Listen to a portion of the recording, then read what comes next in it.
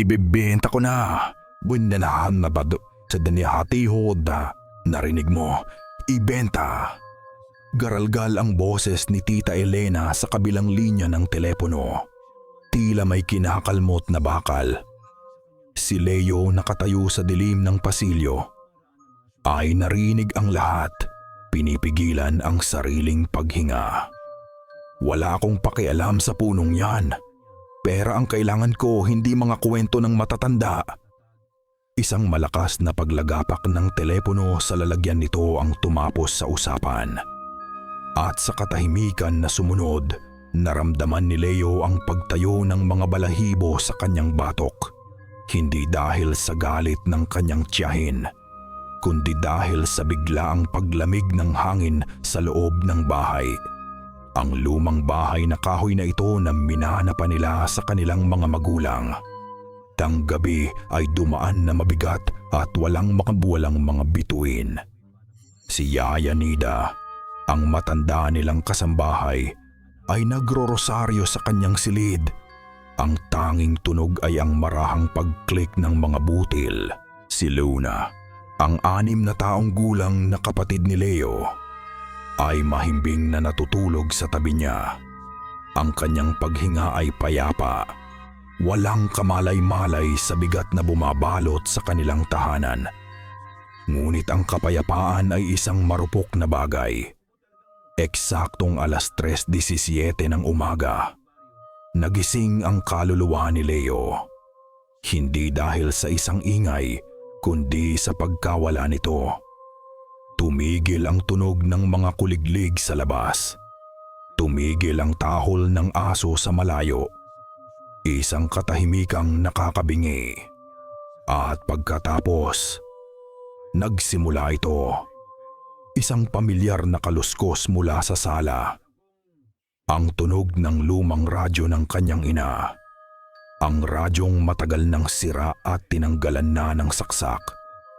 Sinundan ito ng mahinang statiko ang tunog ng libu-libong nag-aaway na mga langgam.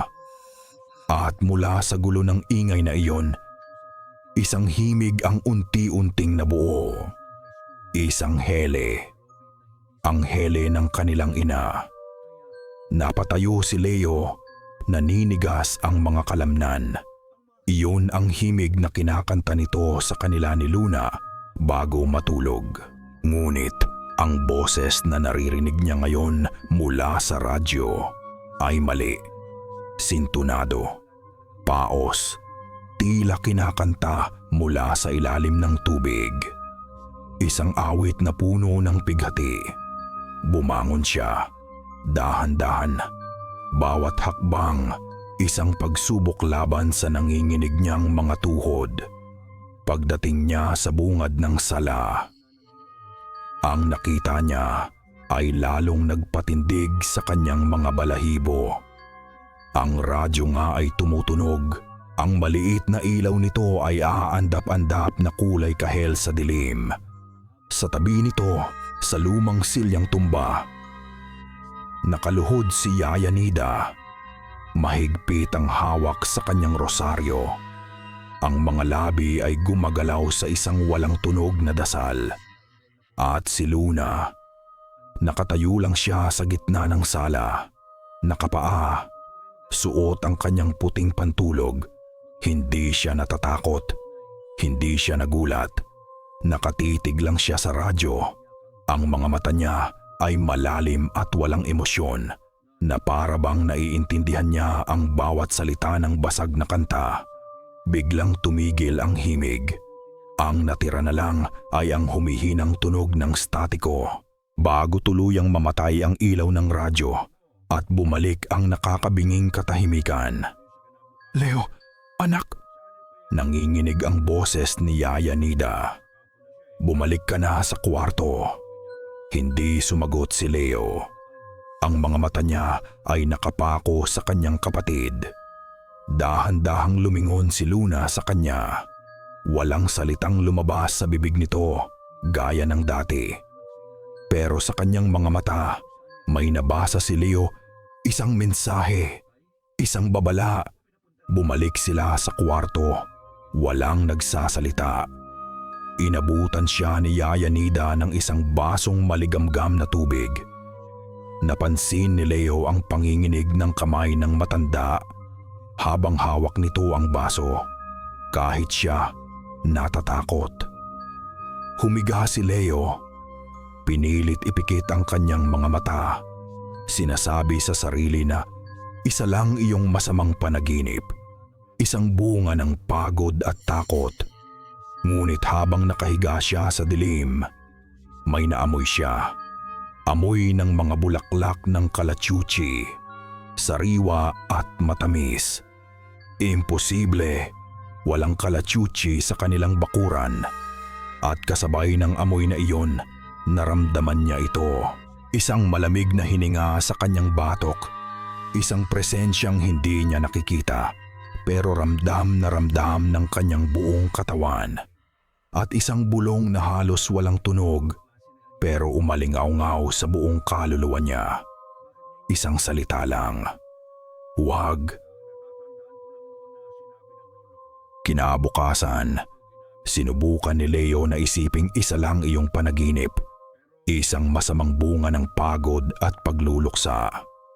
Pilit niyang iwinaksi sa isip ang nangyari kagabi habang tinutulungan si Yaya Nida sa paghahanda ng almusal. Ang sinag ng araw na tumatagos sa bintana ng kusina ay tila isang kasinungalingan, isang manipis na takip sa dilim na kanyang naramdaman. Ngunit ang katahimikan ni Luna ay mas mabigat kaysa karaniwan. Nakita niya itong nakaupo sa isang sulok ng sala. Hawak ang isang kapirasong papel at isang maliit na lapis. Lubog na lubog ito sa kanyang ginagawa. Walang tunog, walang imik. Tanging ang tunog ng dulo ng lapis na mariing kumikiskis sa papel. Isang tunog na tila may galit. Luna, ano na naman niyang ginagawa mo? Sigaw ni Tita Elena mula sa kanyang kwarto. Lumabas ito na gusot pa ang buhok at masama ang timpla. Nagsasayang ka na naman ng papel at tumigil ka nga sa pagkaskas mo ng lapis, nakakairita. Kasabay ng sigaw niya, isang malakas na hangin ang pumasok mula sa bintana at marahas na isinara ito. Isang malakas na blag ang umalingaw-ngaw sa buong kabahayan. Natigilan si Tita Elena. Nagkatinginan sila ni Leo. Maging si Yaya Nida ay napahinto sa pagwawalis. Binitawan ni Luna ang kanyang lapis. Dahan-dahan itong tumayo at lumapit kay Yaya Nida. Tila walang nakita o narinig. Naiwan sa sahig ang papel na kanyang ginuguhitan. Dinampot ito ni Leo. At sa pagtingin niya rito, nanuyo ang kanyang lalamunan. Hindi ito isang ordinaryong drawing ng isang bata. Ito ay isang dambuhalang puno ng balete. Ang mga ugat nito ay tila mga ahas na gumagapang sa ilalim ng lupa. At sa bawat sanga at sa katawan mismo ng puno, may mga mukha. Mga mukhang sumisigaw sa sakit. Ang mga bibig ay nakabuka sa isang walang hanggang pagtangis. At sa paanan ng puno, mayroong 3 figura. Isang babae na nakadipa. Tila pinoprotektahan ang 2 maliliit na bata sa kanyang likuran. Nanlamig ang dumaloy sa kanyang gulugod. Ito ang puno sa kanilang bakuran. At ang babae, kamukhang kamukha ng kanilang ina. Ano yan? Hinablot ni Tita Elena ang papel mula sa kamay ni Leo. Tiningnan niya ito. At sa isang saglit, nakita ni Leo ang pagbabago sa mukha nito. Isang kislap ng takot. Ngunit mabilis itong napalitan ng galit. Kalokohan. Sinong nagturo sa batang to ng ganito? Pinunit niya ang papel. Pira-piraso. Tigilan niyo na nga ang pag-iisip tungkol sa mga multo at kung ano-ano pa. Ang nanay niyo ay patay na. at walang sino man sa bahay na ito ang magdidikta sa akin. Sabi niya, tila kinukumbinsi, hindi lang sila, kundi pati na rin ang sarili. Inihagis niya ang mga piraso ng papel sa sahig at padabog na pumasok muli sa kanyang silid. Pinulot ni Leo ang mga pira-pirasong papel. Pinagdugtong-dugtong niya ang larawan sa kanyang isipan. Ano ang ibig sabihin nito? Bakit ito iginuhit ni Luna? Nilapitan niya ang kanyang kapatid na ngayon ay nakaupo na sa tabi ni Yaya Nida. May mga marka ng lapis sa kamay nito. Kumuha si Leo ng basang tela at dahan-dahang pinunasan ang mga iyon. Hayaan mo, Luna, bulong niya. Ibibili kita ng bagong Crayola. Mas marami pang kulay.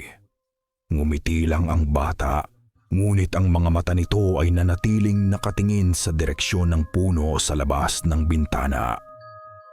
Ang maghapon ay lumipas na may kasamang bigat.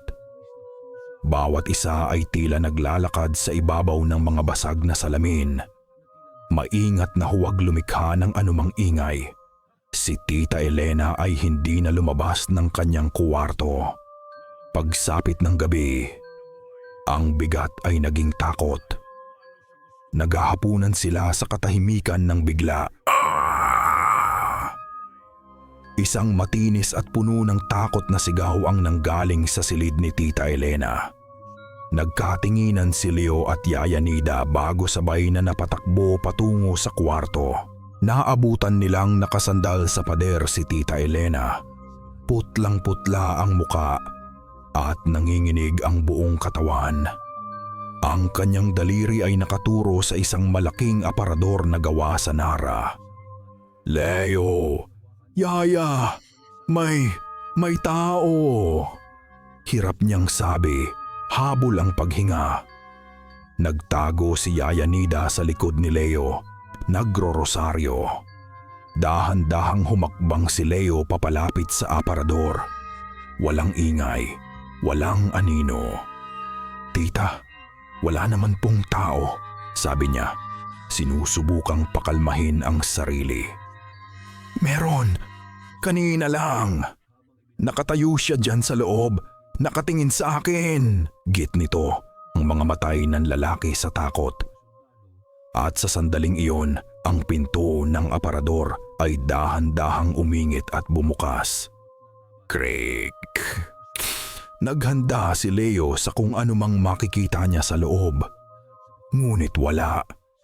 Wala, kundi ang mga lumang damit na nakasabit at ang amoy ng naphthalene balls. Pero si Tita Elena ay umiling-iling, yang takot ay hindi nababawasan sa kanyang mukha. Hindi. Nakita ko siya. Nakita ko. Kita tuwang tiya. Sinubukan ni Yaya Nida na ibalik ang lahat sa normal. Ang kanyang sandata ay ang kanyang pananampalataya. Kumuha siya ng isang maliit na botelya ng banal na tubig mula sa kanyang altar at iwinisik ito sa bawat sulok ng bahay. Nasa paligid pa ang kaluluwa ng mama niyo.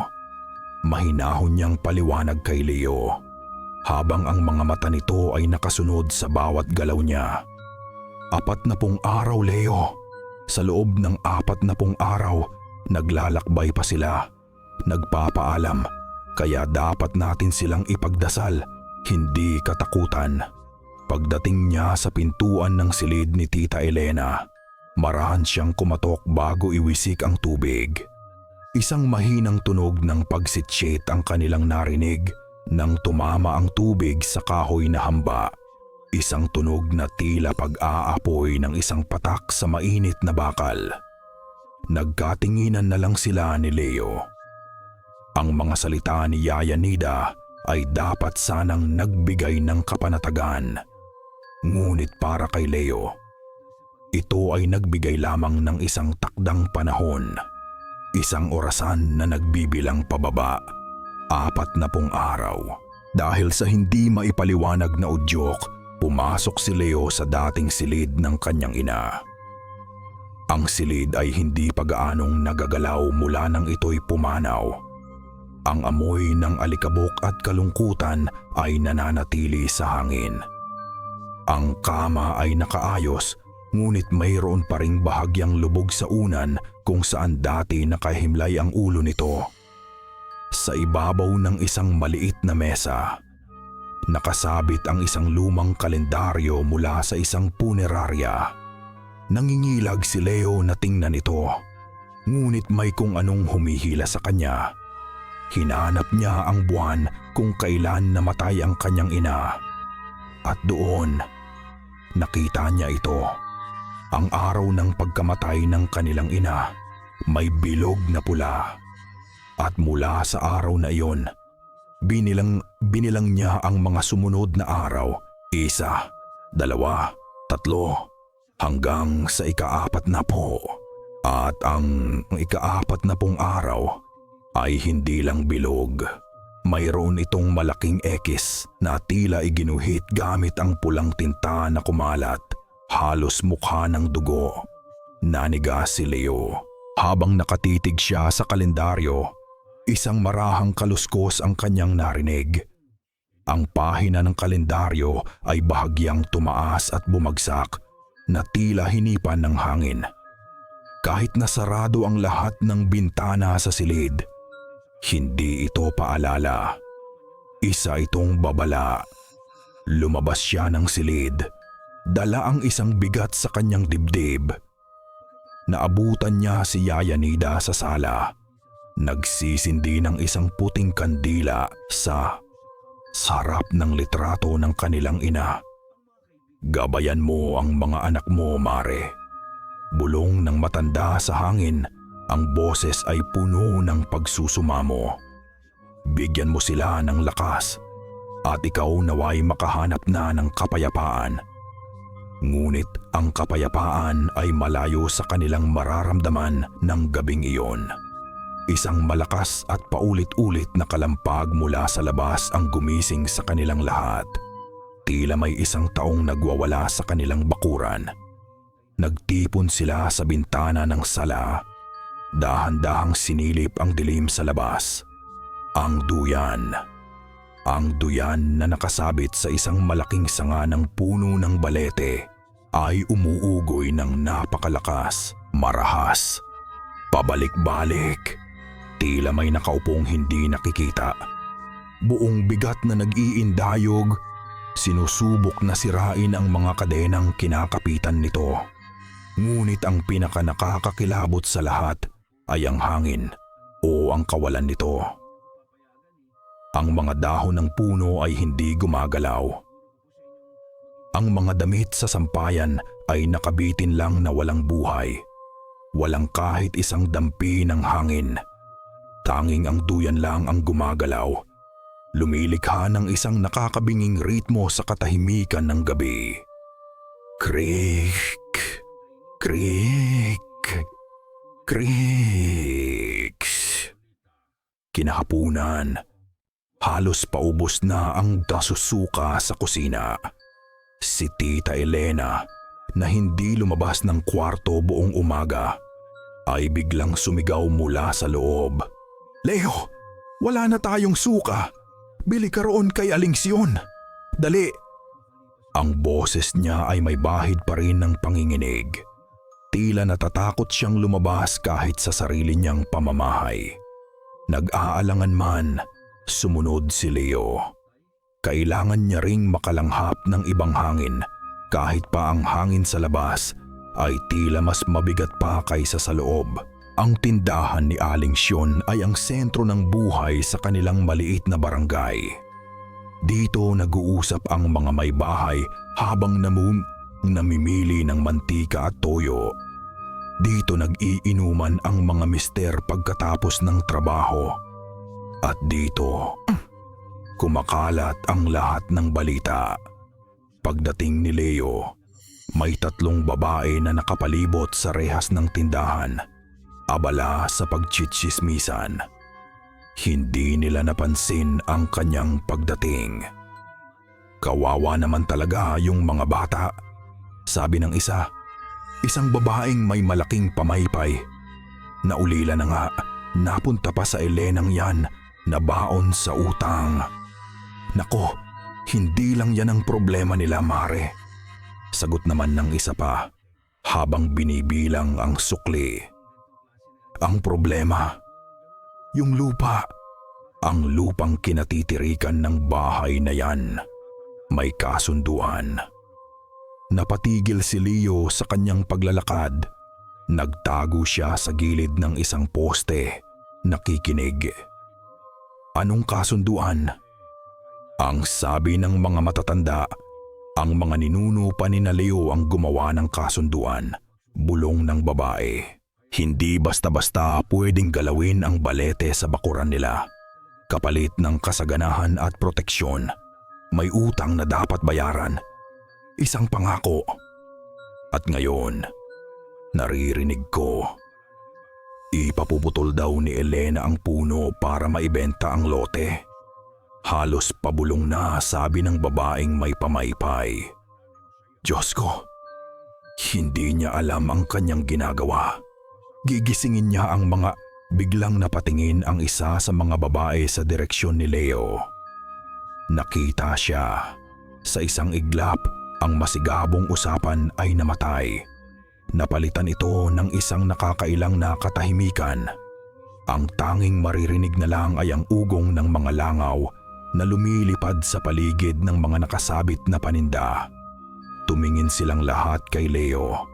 Ang mga mata nila ay puno ng pinaghalong awa at takot. Ah, Leo, iho! Basag ni Aling Sion sa katahimikan. Ang boses niya ay pilit na pinapasigla. Anong kailangan mo? Suka po. Mahinang sagot ni Leo.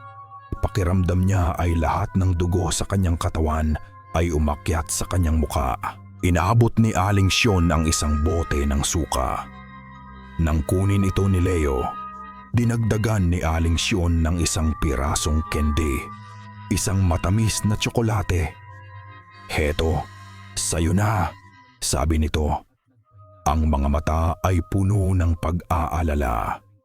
Hininaan niya ang kanyang boses, isang bulong na para lang sa kanilang dalawa. Mag-iingat kayo, iho, lalo na sa gabi. Walang imik na tumango si Leo. Nagbayad siya at mabilis na umalis. Ramdam pa rin ang mga matang nakatitig sa kanyang likuran.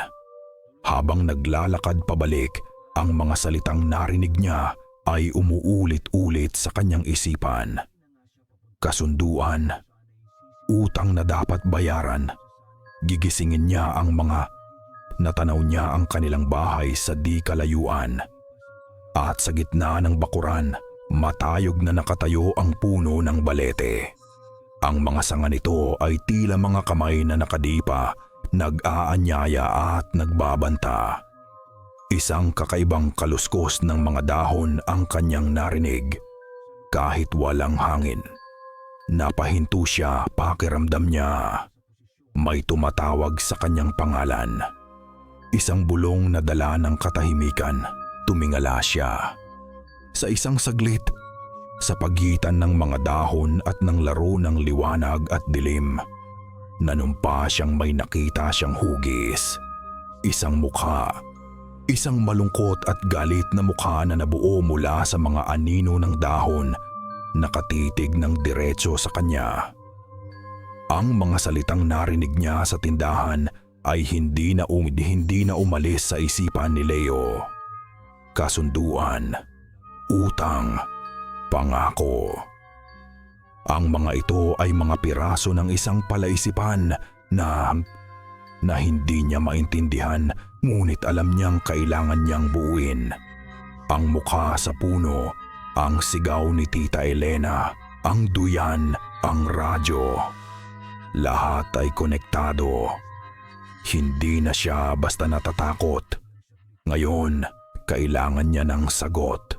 Kinagabihan, habang si Tita Elena ay abala sa pakikipag-usap sa telepono at si Yaya Nida at Dada ay naghahanda ng hapunan. Dahan-dahan siyang pumasok muli sa silid ng kanyang ina. Dinala siya ng kanyang mga paa hindi sa kalendaryo, kundi sa isang malaking baul na gawa sa kahoy sa paanan ng kama. Ang baul ng kanyang ina. Ang taguan ng mga bagay na mahalaga dito. Nang buksan niya ito, isang pamilyar na amoy ang sumalubong sa kanya. Amoy ng naphthalene balls at ng lumang papel. Sa loob, nakasalansan ang mga damit pampalakad ng kanyang ina. Mga album ng litrato at mga kung ano-anong alaala. Nakita niya ang isang litrato. Masaya sila, nakangiti, kasama ang kanilang ama at ina sa isang picnic. Hinaplos niya ito. Isang kirot ng pangungulila ang biglang kumurot sa kanyang puso. Sa ilalim ng lahat ng iyon, sa pinakailalim ng baul, may nakita siyang isang bagay na pamilyar. Isang maliit na kwadernong nababalutan ng pekeng katad. Ang talaarawan ng kanyang ina. Bumilis ang tibok ng kanyang puso. Ito na marahil yon. Dinala niya ito pabalik sa kanyang silid. Umupo sa sahig at binuksan ito. Ang mga unang pahina ay puno ng mga ordinaryong bagay. Mga resipe. Mga kwento tungkol sa kakulitan nila ni Luna. Mga pangarap nito para sa kanilang pamilya. Hinaplos ni Leo ang bawat salita. Ang sulat kamay ng kanyang ina. Ramdam niya ang pagmamahal sa bawat kurba ng mga letra. Ngunit habang papalapit siya sa mga huling pahina, napansin niya ang pagbabago. Ang sulat ay naging magulo, nagmamadali, nanginginig. Ang tinta ay mas madiin na para bang buong lakas na isinusulat ng kanyang ina ang mga salita.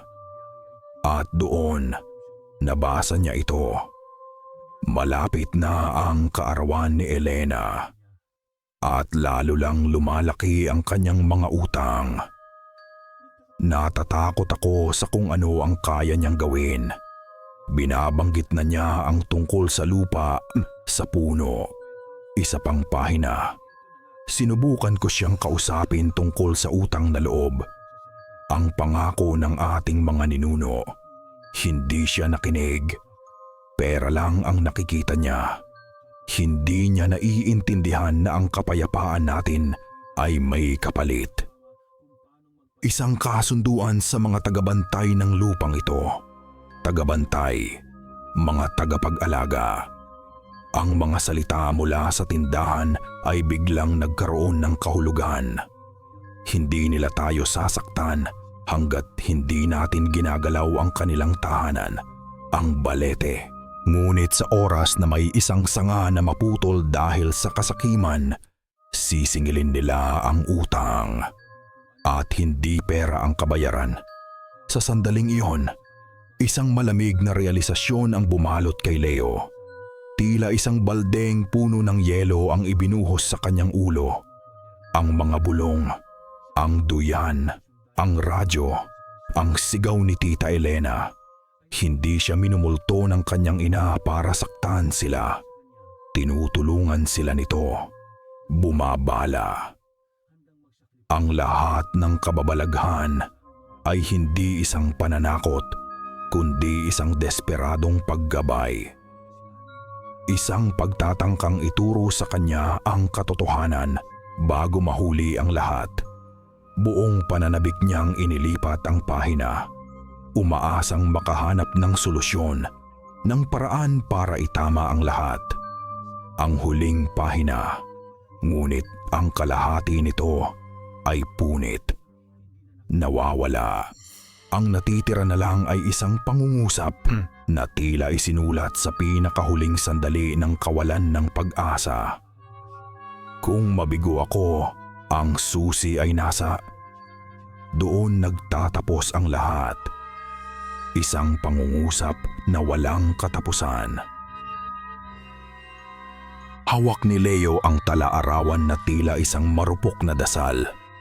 Kailangan niya ng tulong, Hindi ito kaya ni Yaya Nida gamit ang rosaryo at banal na tubig. Kailangan niya ng isang taong nakakaintindi sa mga bagay na hindi kayang ipaliwanag ng simbahan.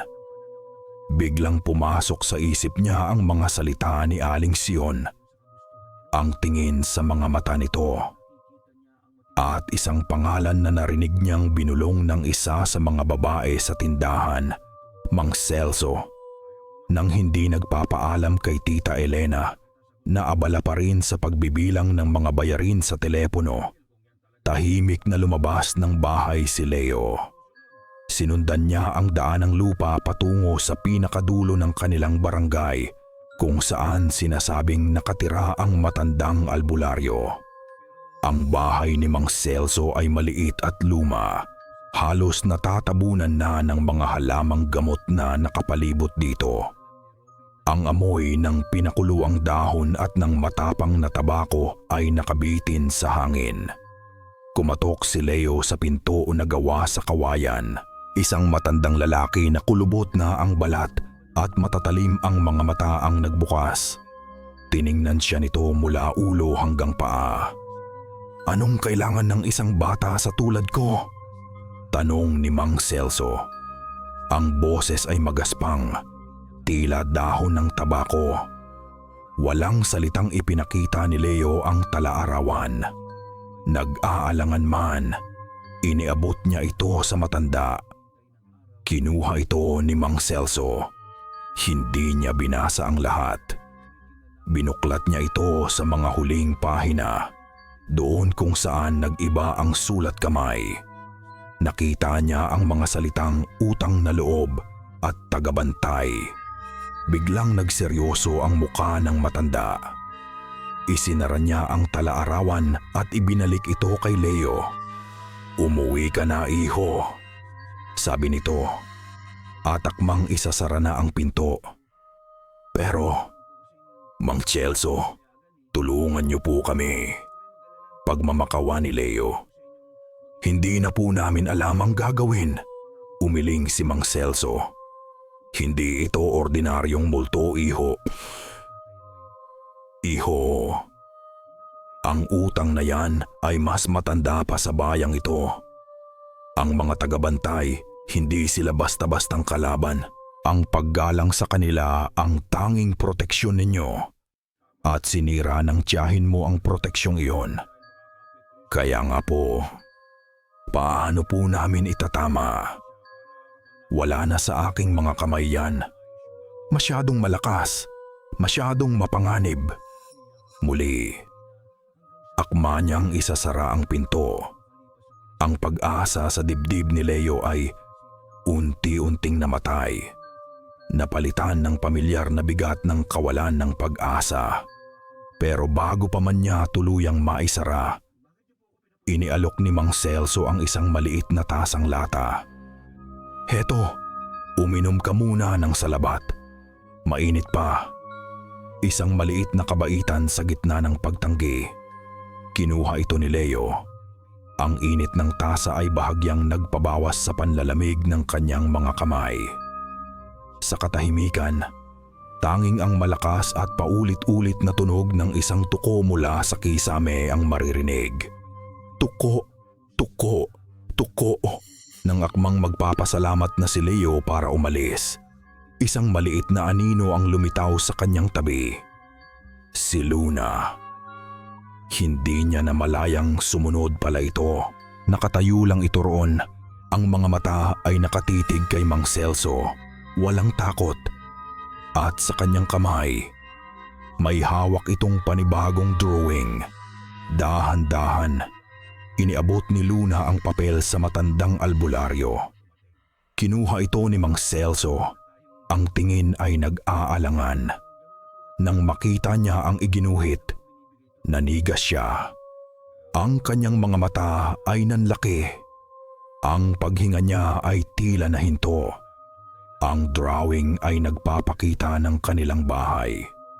Ngunit sa paligid nito, bumabangon mula sa lupa ang mga dambuhalang anino. Mga anyong tao na gawa sa kadiliman, mas matataas pa kaysa sa puno at ang bawat anino ay may dalawang pulang mata na nagliliyab. Napabuntong hininga si Mang Celso, isang tunog ng pagsuko at takot. Tumingin siya sa malayo sa direksyon ng bahay ni Leo. "Diyos ko!" bulong niya, halos hindi marinig. Nagsisimula na sila.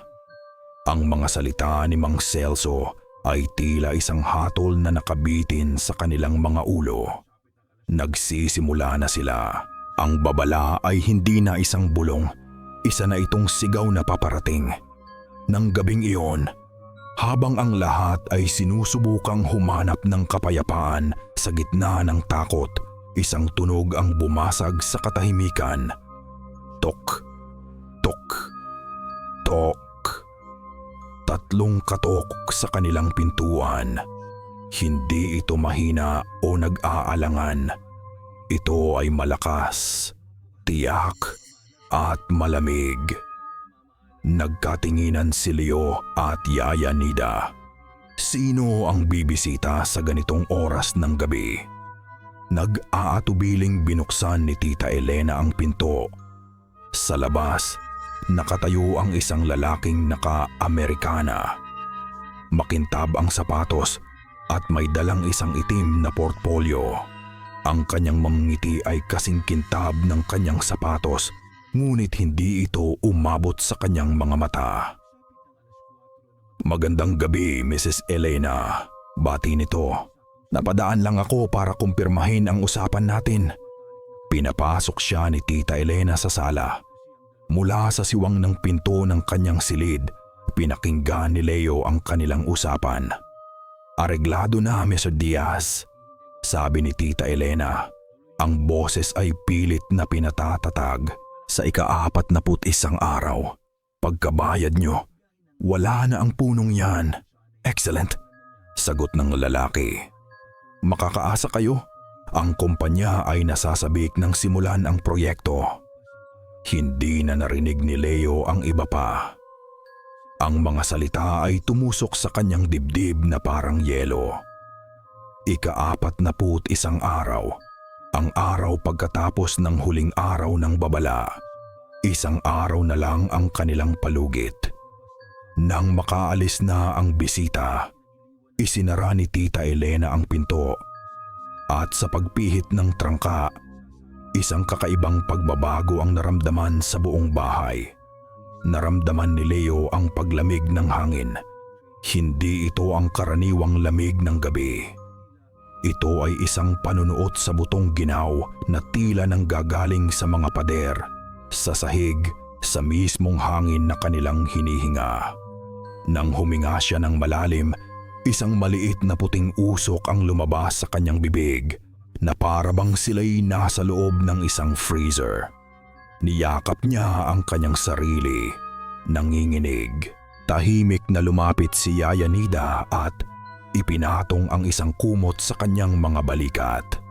Sa mga mata ng matanda, nakita ni Leo ang parehong takot na kanyang nararamdaman. Sila ay mga bilanggo sa loob ng sarili nilang tahanan at ang selda ay unti-unting nagyayelo. Bigla, blagadag. Isang nakatutulig na ingay mula sa kusina ang halos magpatalon sa kanilang mga puso. Isang tunog ng maraming bakal na bumagsak sa sahig na kahoy. Nagkatinginan sila bago sabay na tumakbo patungo sa pinanggalingan ng ingay. At ang nakita nila ay nagpatigil sa kanilang paghinga. Lahat ng kutsilyo mula sa lalagyan sa ibabaw ng mesa. Ang panghiwa ng karne, ang pangtinapa, ang maliit na pangbalat ng prutas. Lahat sila ay nakatusok sa sahig na kahoy. Nakatayo ng tuwid na parang mga sundalong nakahanay. At ang talim ng bawat isa ay nakaturo sa iisang direksyon, sa pinto ng kwarto ni Tita Elena. Walang sino man ang nakatulog ng gabing iyon. Si Tita Elena ay nagkulong sa kanyang silid. Tinabunan ng silya ang pinto mula sa loob. Si Yaya Nida ay hindi umalis sa maliit na altar sa sala. Ang kanyang mga bulong ay walang tigil na dasal. Si Leo naman, kasama si Luna na nakayakap sa kanya, ay nakaupo sa dilim, pinagmamasdan ang mga anino, ang mga kutsilyo, na natili sa sahig hanggang sa mag-umaga, tila mga lapida sa isang libingan. Ngunit sa gitna ng takot, isang liwanag ng pagkakaintindi ang nagsimulang mabuo sa isipan ni Leo. Hindi ito gawa-gawa lang. Hindi ito basta-basta pananakot. Bawat pangyayari ay isang mensahe. Ang radyo ay ginamit para iparinig ang kanta ni Mama. Ang duyan ay gumalaw para ituro ang puno. At ang mga kutsilyo, itinuturo nila ang salarin. Ang kaluluwa ng kanyang ina ay hindi lang nagbababala. Ito ay desperadong gumagabay sa kanya.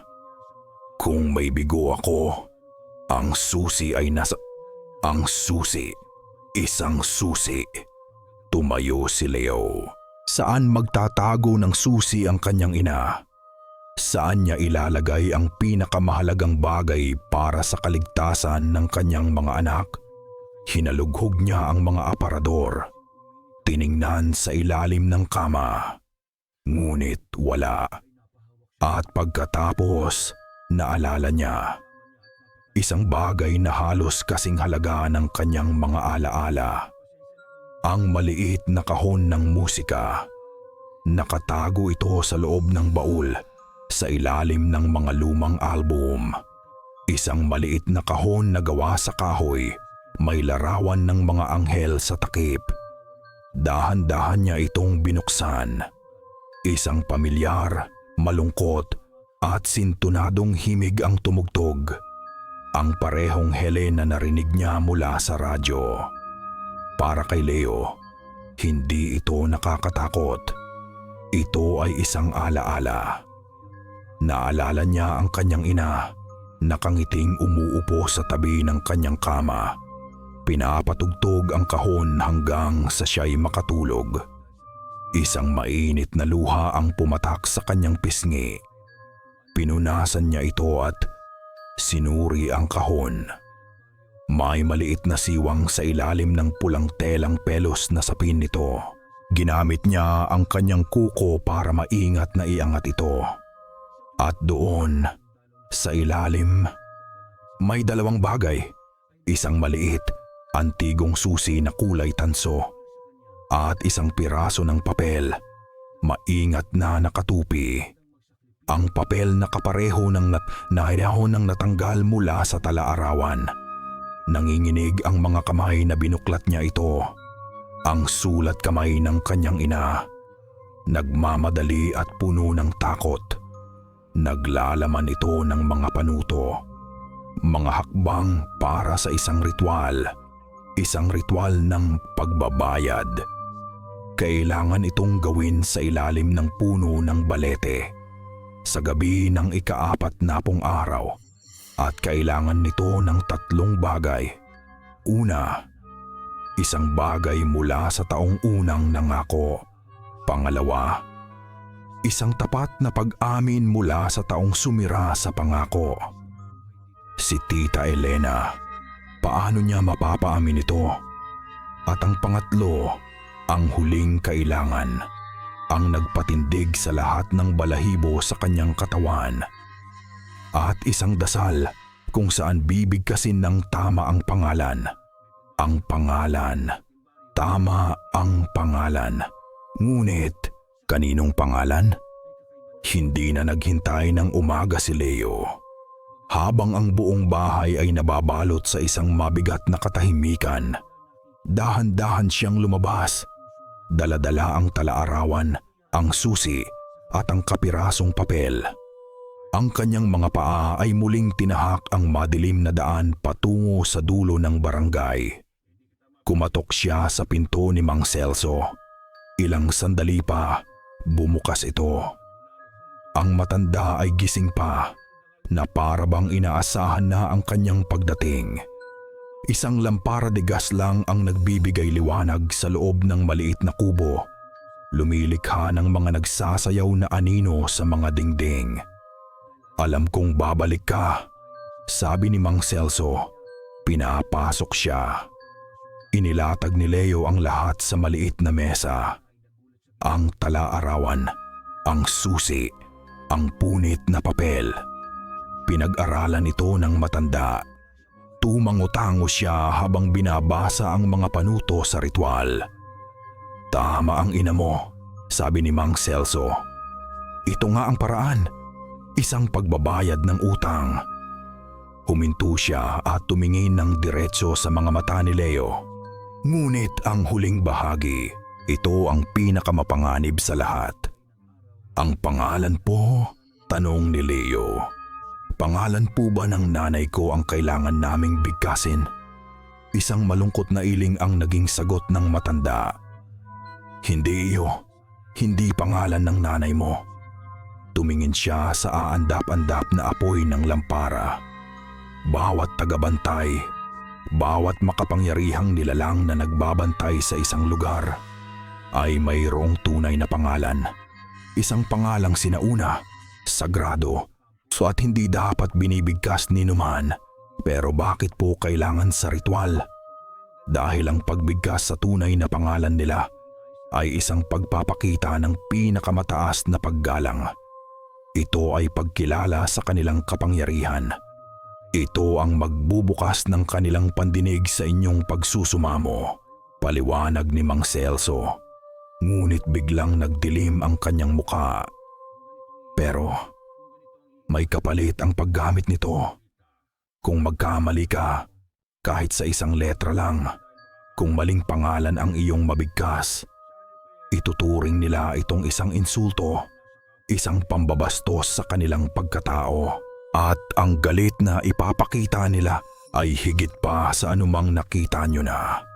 Kasabay ng kanyang huling salita, biglang pumalya ang sindi ng lampara at sa isang saglit, nilamon sila ng dilim bago ito muling sumindi. Nanlamig ang buong katawan ni Leo. Kung ganoon po, ano po ang tamang pangalan? Isang mabigat na buntong hininga ang pinakawalan ni Mang Celso. Tumingin siya kay Leo pamasyo. Tiyasong taayang ang mga mata ay puno ng awa. Iyon ang problema, iho.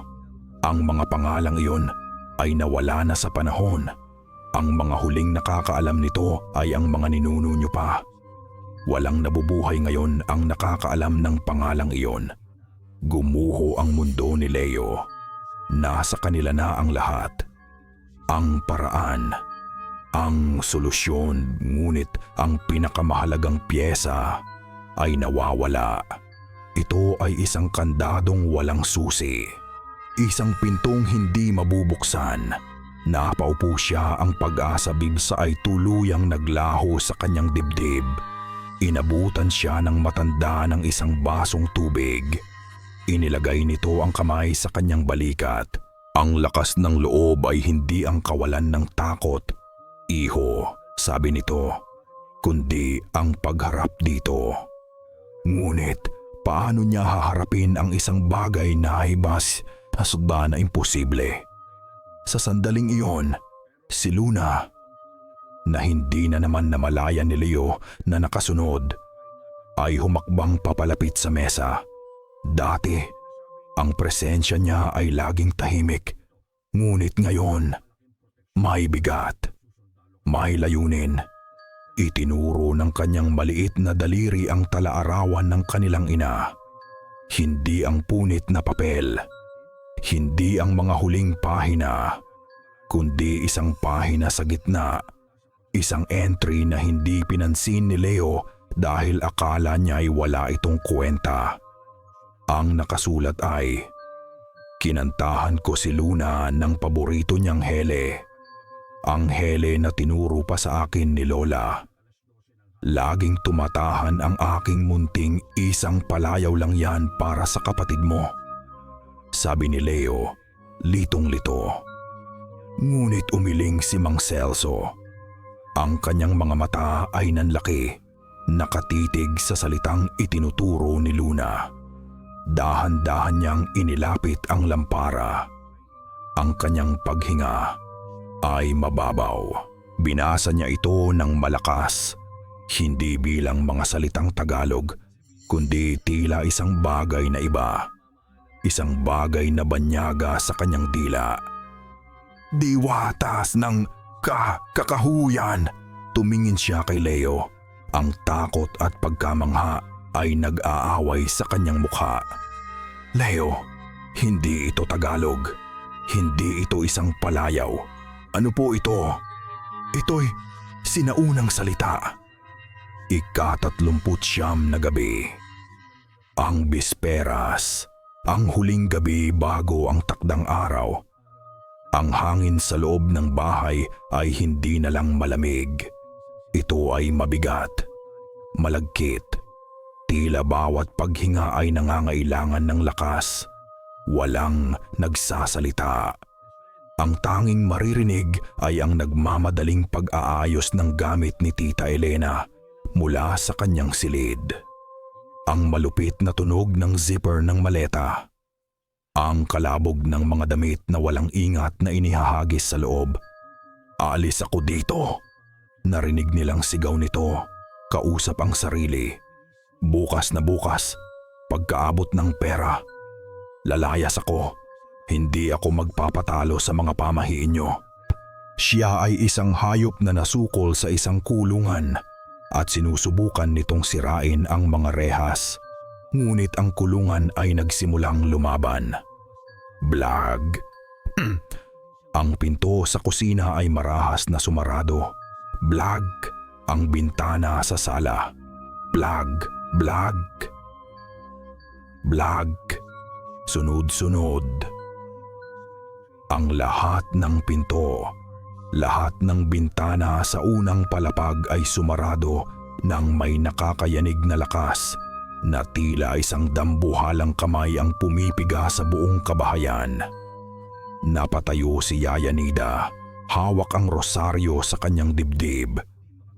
Niyakap ni Leo si Luna, tinatakpan ang mga mata nito. Sila ay mga bilanggo. At pagkatapos, namatay ang mga ilaw. Isa-isa, ang ilaw sa kusina, pumalya at namatay. Ang bumbilya sa pasilyo, pumutok sa isang maliit na pagsabog. Ang ilaw sa sala, andap-andap na parang isang nauupos na kandila. Bago tuluyang nilamon ng dilim, ang tanging natira ay ang maliit na ilaw mula sa altar ni Yaya Nida. Isang nag-iisang liwanag sa gitna ng dagat-dagatang kadiliman. At nagsimula ang bahay na umugong. Isang mababa at gumagaralgal na tunog na hindi nanggagaling sa labas. Nanggagaling ito sa sahig, sa mga pader, sa mismong kaluluwa ng bahay. Tila isang dambuhalang natutulog na nag-iinat sa kanyang pagkakahimlay. Sa bawat ugong, nararamdaman nila ang marahang panginginig ng sahig sa ilalim ng kanilang mga paa. Sa kanilang mga gilid ng paningin, may mga aninong dumadaan. Mabilis, malabo. Mga anino na mas maitim pa kaysa sa kadiliman. Sa gitna ng kaguluhang ito, sa gitna ng takot na halos maging lason na sa hangin, niyakap ni Leo ng mahigpit ang kanyang kapatid. Hinaplos ang buhok nito, si Yaya Nida naman, nanginginig man ang mga labi, ay nagsimulang kumanta. Hindi isang sigaw, hindi isang dasal, isang awit. Isang himno. Ama namin, sumasalangit ka. Ang kanyang boses ay basag at puno ng takot.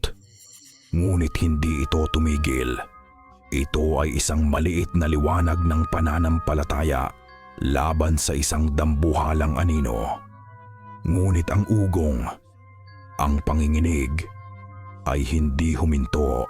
At si Tita Elena, ay tuluyan ng nasira. Bumukas ang pinto ng kanyang silid. Lumabas siya. Ang buhok ay gulo-gulo. Ang mga mata ay nanlilisik sa galit at purong takot. "Tigilan niyo na to." Sigaw niya, hindi sa kanila, kundi sa mismong bahay. "Kasalanan niyo to. Kasalanan ng nanay niyo."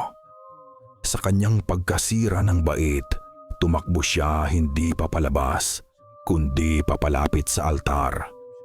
Sa nag-iisang liwanag sa bahay, kinuha niya ang litrato ng kanilang ina. "Kung hindi dahil sa iyo, sa mga walang kwentang pangako mo, sana tahimik na kami." At sa harap nilang lahat, inihagis niya ito sa sahig. Ang tunog ng nababasag na salamin ay tila isang putok ng baril sa katahimikan.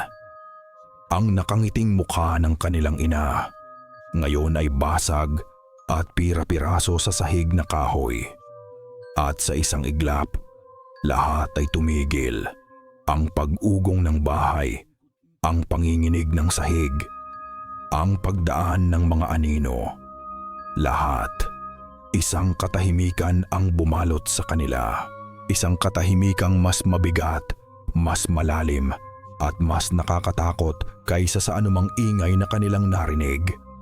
Ang katahimikan ng isang paghihintay. Ang katahimikan ng isang paghuhukom. Model Thinking Thoughts. Experimento Auto Expand 2. View Model Thoughts. Chevron Rightland đã được nhận. Đây là chương nói về hậu quả và cái giá phải trả. Kabanata 12. Ang pagbabayad. Ang unang bumalik sa kamalayan ni Leo ay ang tunog. Hindi ang dagundong, hindi ang ugong, kundi ang huni ng mga ibon. Dahan-dahan niyang iminulat ang kanyang mga mata. Ang sumalubong sa kanya ay ang gintong sinag ng araw na sumisilip sa mga siwang ng dahon ng balete. Nakahiga siya sa malambot na damuhan. Ang hangin ay sariwa at malinis. Tapos na. Bumangon siya, ang katawan ay mabigat ngunit buo. Tumingin siya sa paligid. Si Mang Celso ay nakasandal sa puno. Mukhang pagod ngunit ligtas. Si Yaya Nida ay dahan-dahang bumabangon.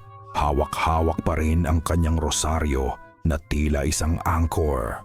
At si Luna, nakatayo ito sa kanyang tabi, nakatingin sa kanya.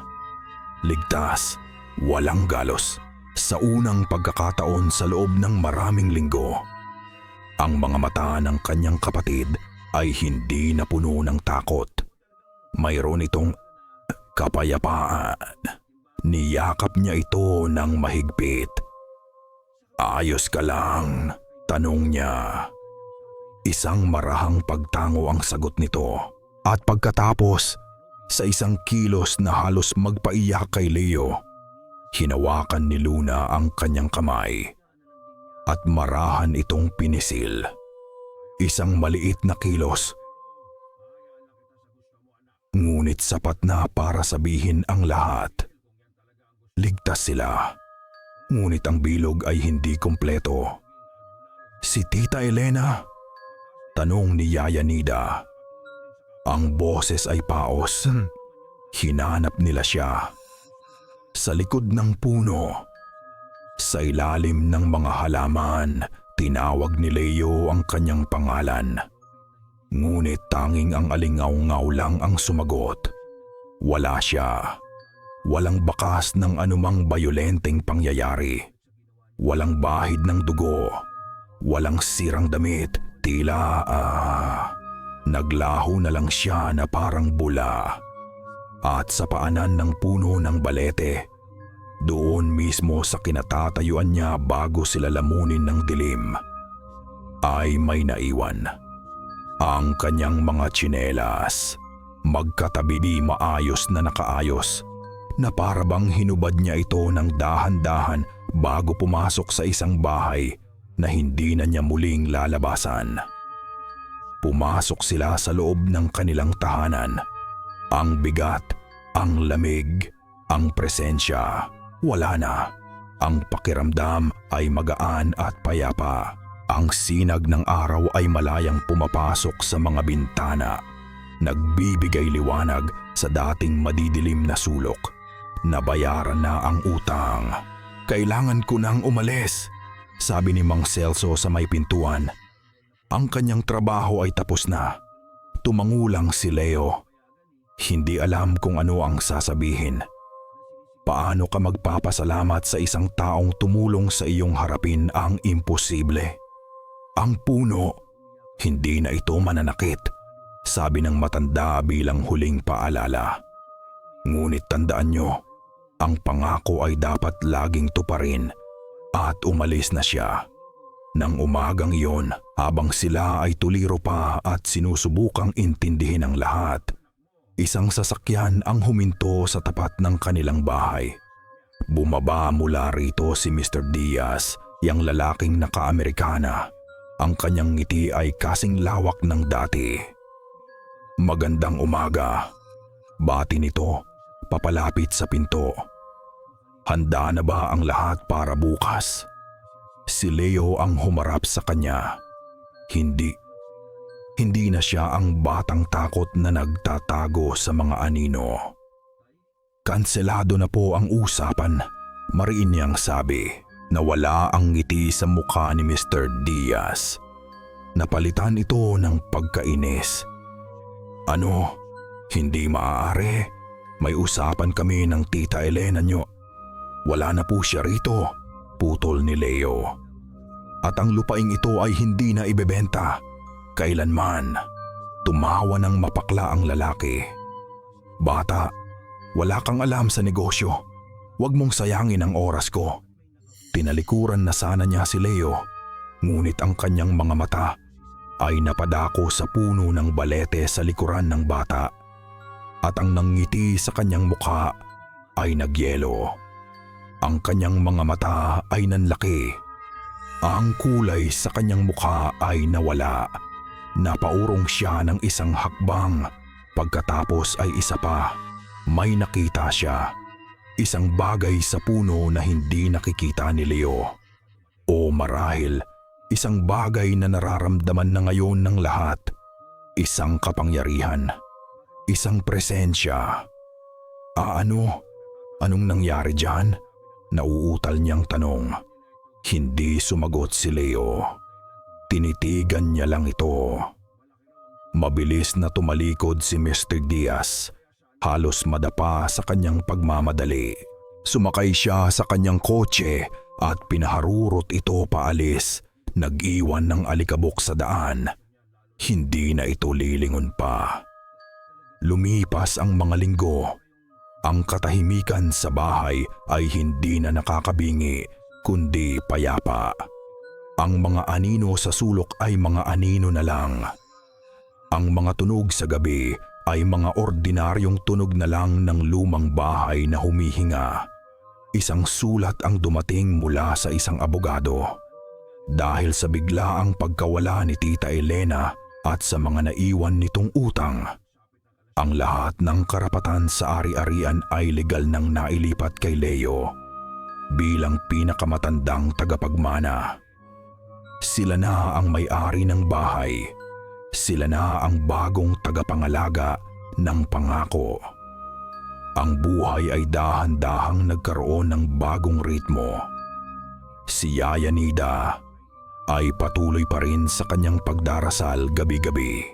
Ngunit ngayon, pagkatapos ng rosaryo, tahimik siyang naglalagay ng isang maliit na platito ng kakanin at isang basong tubig sa paanan ng puno ng balete.